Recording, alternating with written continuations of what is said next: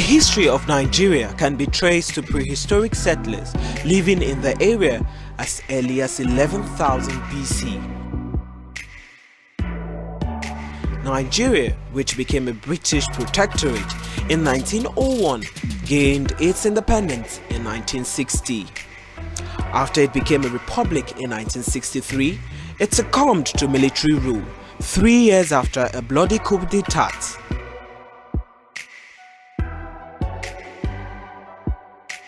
A separatist movement later formed the Republic of Biafra in 1967, leading to a 3-year civil war.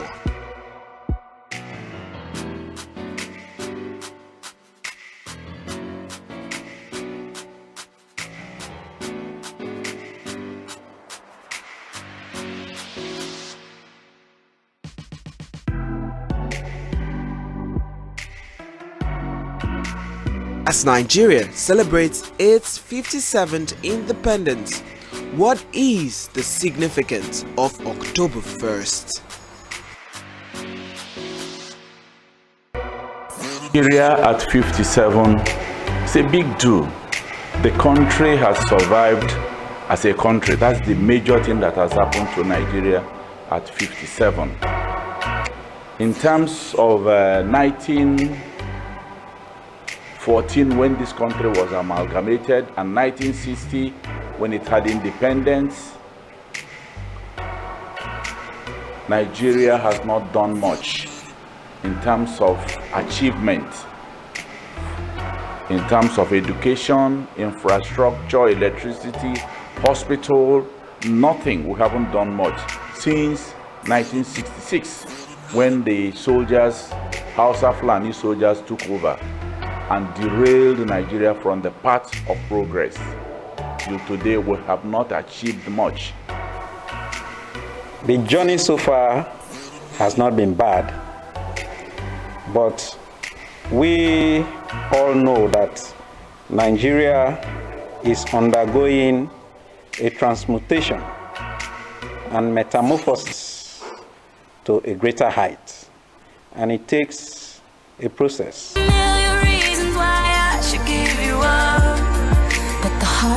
What it wants. The heart wants what it wants.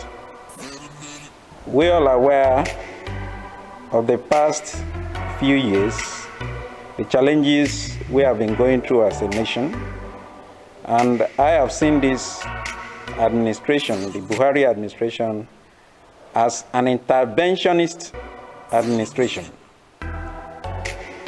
Considering where we are coming from, and based on the billions and dollars of naira that have been squandered, sometimes I get afraid if the previous government, under their watch, where those level of profligacy took place, had continued the government up to this time. Pretty sure we would have been out of economic recession to a situation we cannot understand. Probably we would have ended up in depression.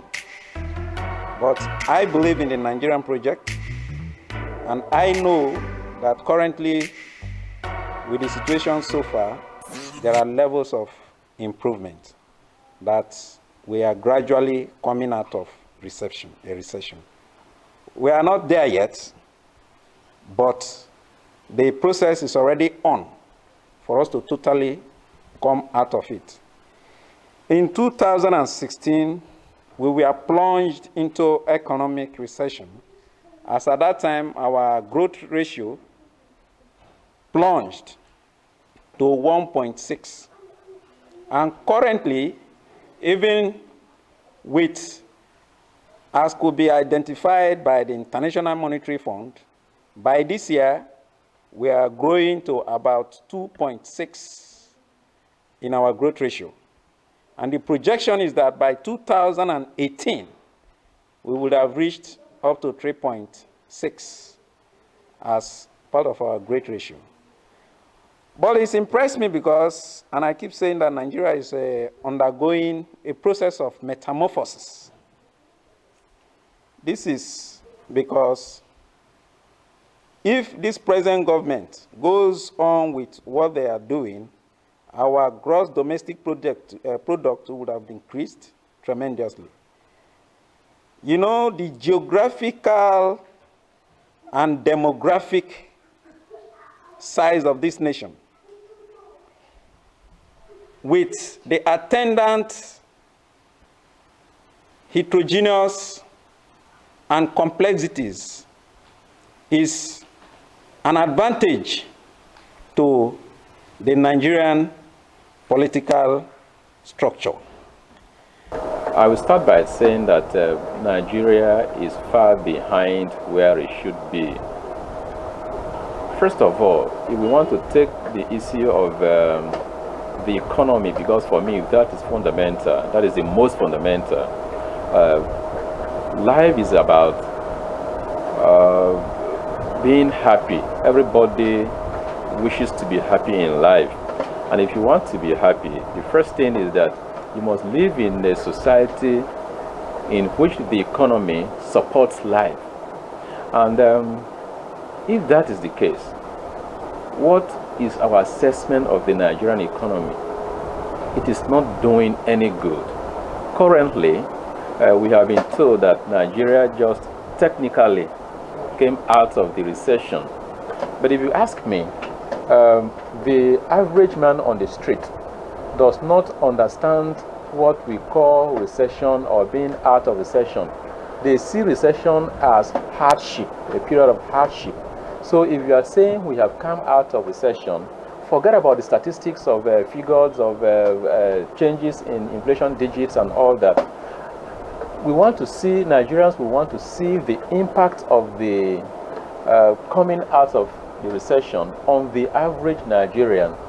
That is yet to be felt. Yes, actually, even when the country comes out of recession, it takes a period of time for the impact to be felt. But there should be at least marginally some difference in how people had felt before we came out of recession and how we feel now. That is yet to be seen. Again, while the country is richly blessed with fertile soil,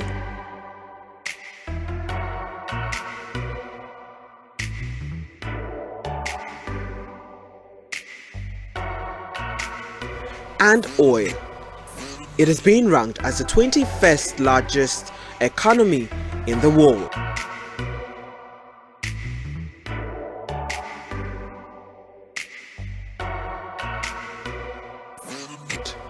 Unemployment, inflation seems to be the recurring issue in the country.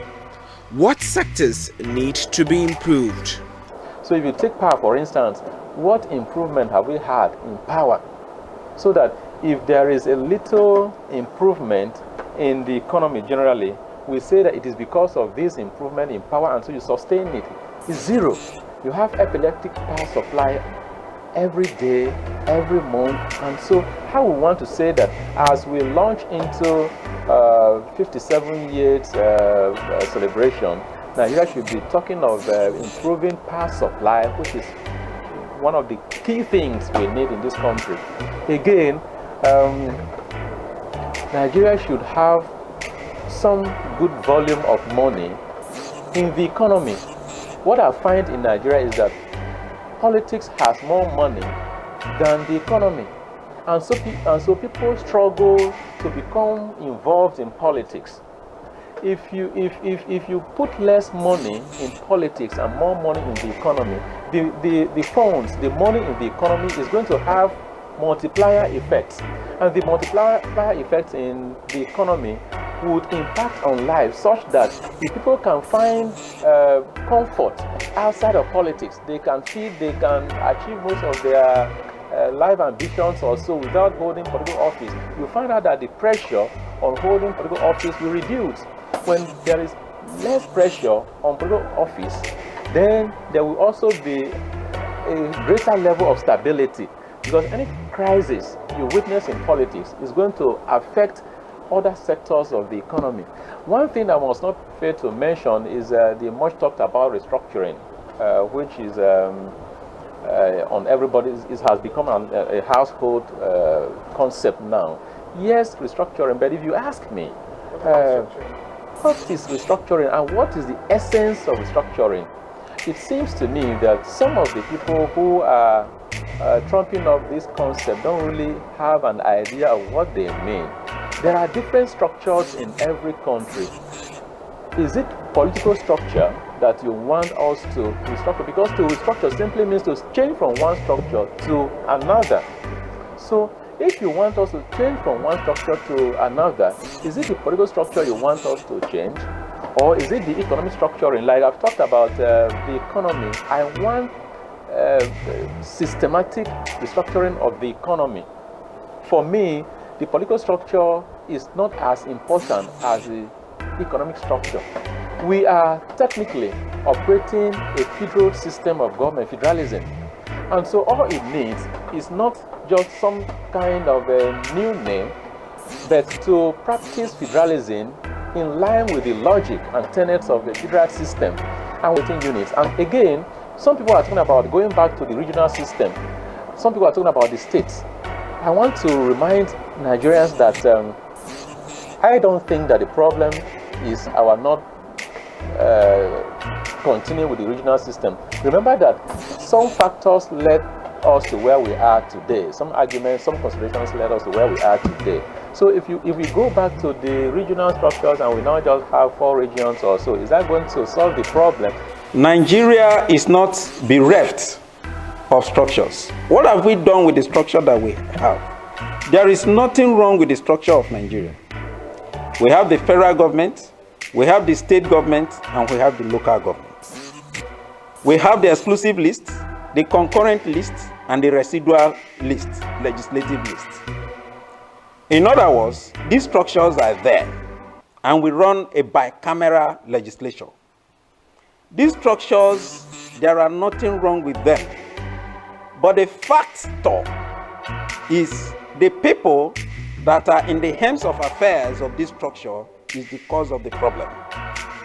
And the underlying factor is the corruption.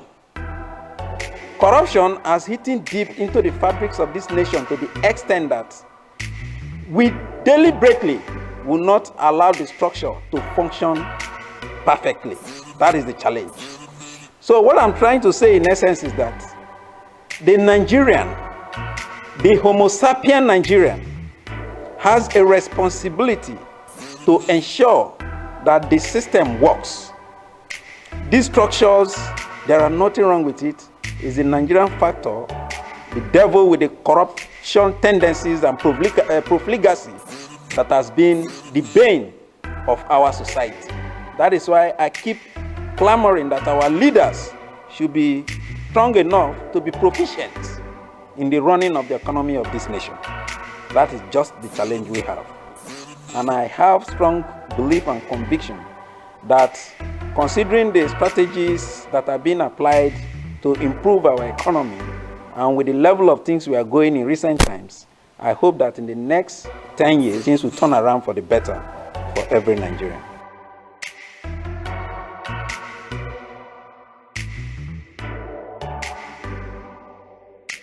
Us to restructure and use the small money that we'll get from this oil to rebuild the economy. Otherwise, I'll feel sorry for the young people. I'll feel sorry for you Nigerians, especially the young ones now. For me, like Buhari, my mate, he knows that we are all going, but he needs to work to make sure that he leaves his leg, leaves a full mark on the sand of Nigeria. Who set Nigeria on this road of development? Buhari. If you don't put that, my dear Mr. President, the history will not tell well of you. Mostly on agriculture in the next 10 years. And the northern Nigeria is going to lead this country in this area. They have a lot of land. We should now make sure that we give them the opportunity to use that land. Stop the Boko Haram people from destroying agriculture. Let us go to grazing all over the world. Nobody takes cattle from one end of the country to another. Let them have ranches. Have your ranch in your area. If anybody wants to have a ranch in my place, he will come and have a ranch here. But to come and have a ranch by fiat is not possible. Investors should think where they will have a ranch. If you don't want a ranch here, you kill the meat in the north, frozen it, and ship it here. You employ your people more. But let not the cattle be allowed to roam all the farms and destroy the farms. Then what are we farming? How are we going to continue to farm when cattle will come and destroy all that a farmer has planted in 1 year? No. The president should seriously look at his brothers, his Fulani herdsmen. Give them loans to buy ranches, have good ranches where they can farm, not to let their cattle destroy agriculture. I think that Nigeria can be a better country in the next 20 years since security in the state. And the federal government cannot police every state. It's impossible.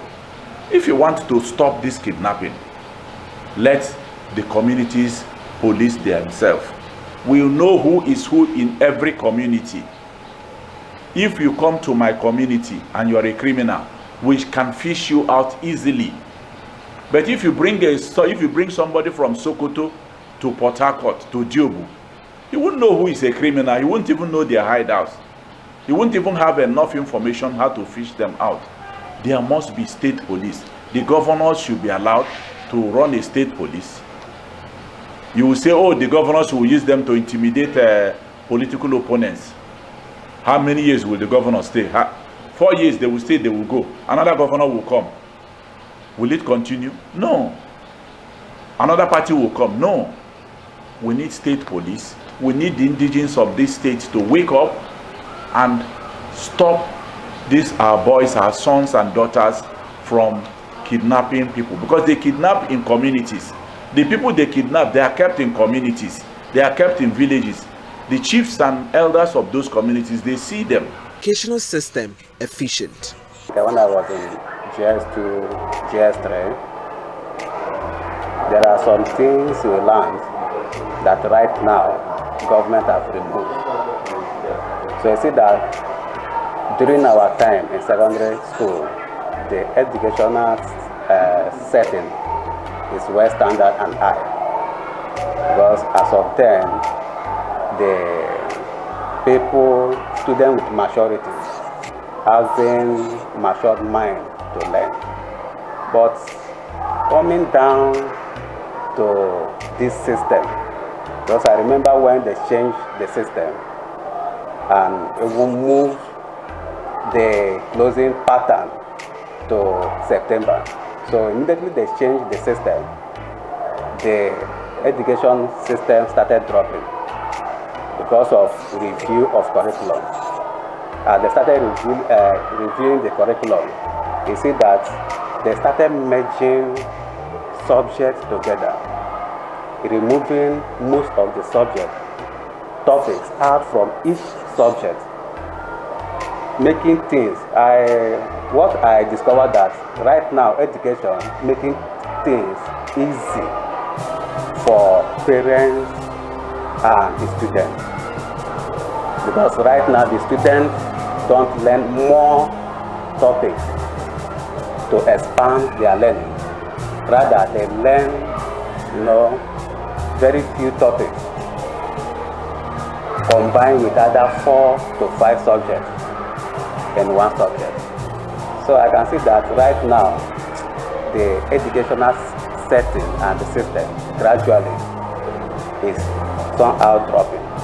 Our country is a blessed one. There is no doubt about it. The unfortunate thing is that even some of our leaders, they have been to countries that do not have even up to 1/10 of what we have as our resources, and they're able to manage their resources. And they come up with things, workable things for their nations. But unfortunately, because of greed, corruption in this country, we have not been able to move forward. But God has spoken good concerning Nigeria. It certainly will be well with us. Our tomorrow shall be all right. And as a church, we are praying. And we know God that answers prayers certainly will answer our prayers. We have been called out of the world, out of darkness, into the marvelous light of our Lord Jesus Christ. But unfortunately, today we see Christians who are one leg in, one leg out. It's something, if you're in, you're in. If you're out, you're out. So as Christians, it is expected that our lives must reflect the Lord Jesus Christ in whatever we do, wherever we are, in the marketplace, wherever we find ourselves. We should be, when they see us, they should be able to see Jesus.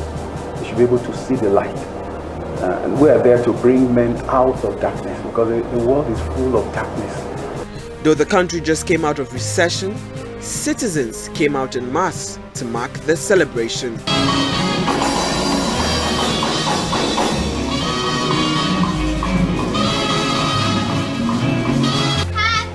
Independence, Nigeria! So get ready for Happy Independence, Nigeria!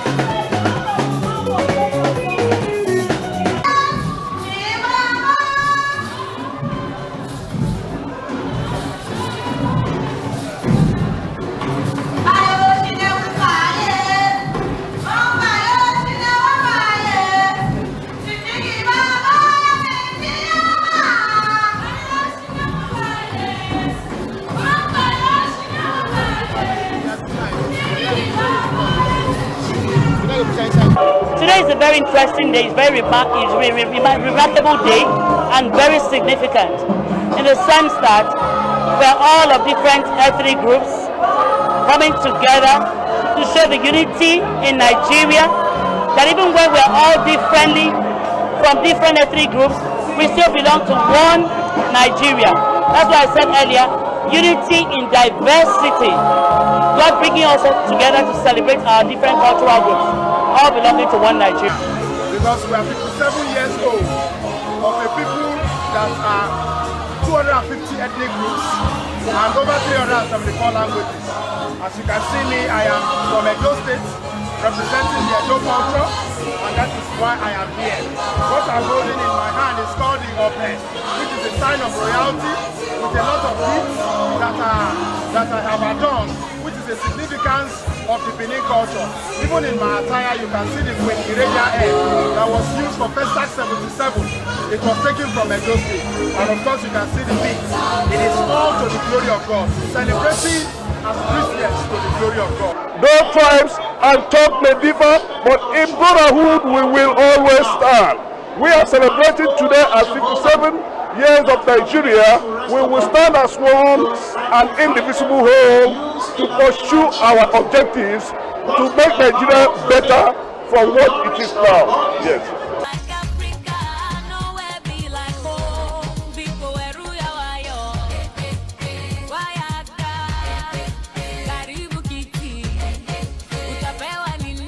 Unique cultures, various cuisines. God bless River State.